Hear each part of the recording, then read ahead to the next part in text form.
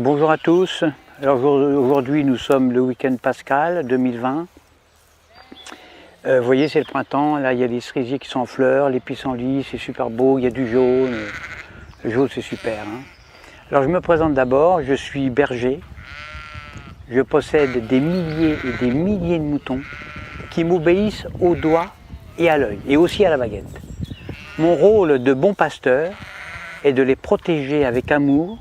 Donc je les nourris bien, j'en prends soin.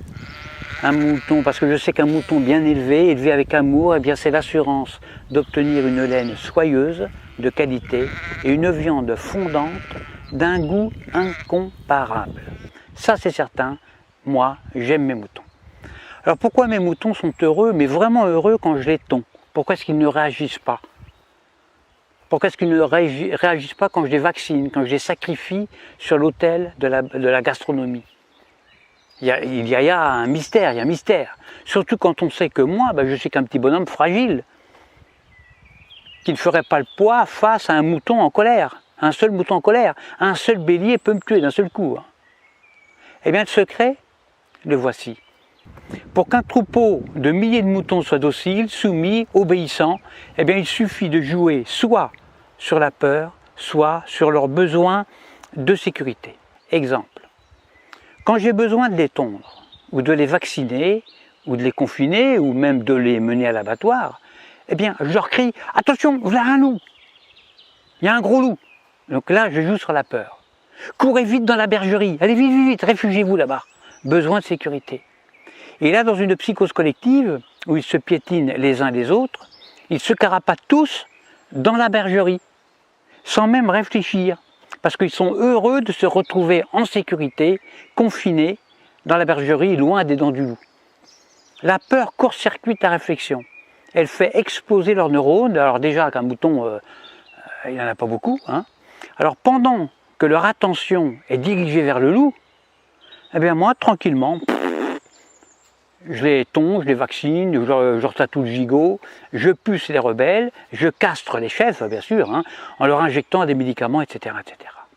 Et quand j'ai fini mon travail, eh bien, je les relâche tout doucement par petits groupes.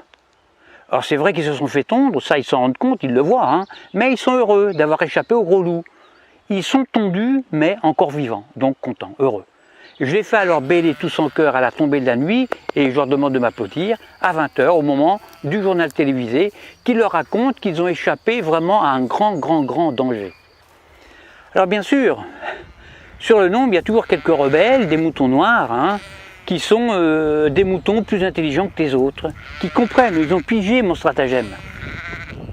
Alors ils essayent, ils tentent désespérément d'expliquer à leurs frères moutons, à leurs congénères, que si le loup en croque 2 ou 3 seulement, le berger, lui, est beaucoup plus dangereux, puisqu'ils finiront tous sur une table en méchoui, ou sur la table pascale.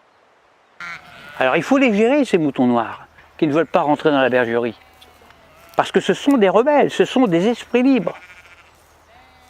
Alors à ceux-là, soit je leur montre mon bâton, soit je les fais mordre par mon chien. Or le mieux c'est d'égorger un seul mouton noir devant les autres. Alors ça, c'est super efficace ça. Pour un seul de sacrifié, j'en terrorise des milliers qui deviennent, mais alors doux comme des agneaux. J'en tue un et j'en soumets des milliers. C'est comme ça qu'on étouffe la moindre velléité de révolte. Alors il y a de nombreux hommes politiques qui viennent me demander de les coacher. Alors que moi je ne suis qu'un simple berger, je suis qu'un pauvre berger. Mais s'ils me le demandent, c'est justement parce qu'on peut utiliser ces méthodes, les méthodes de berger, chez les humains.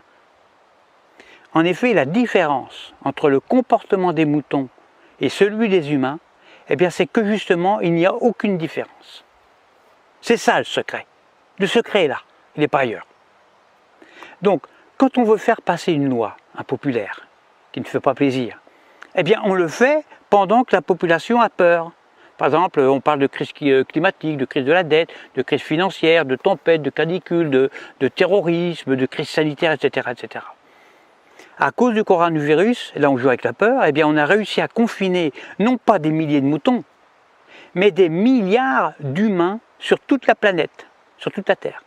Des humains, confinés comme des animaux.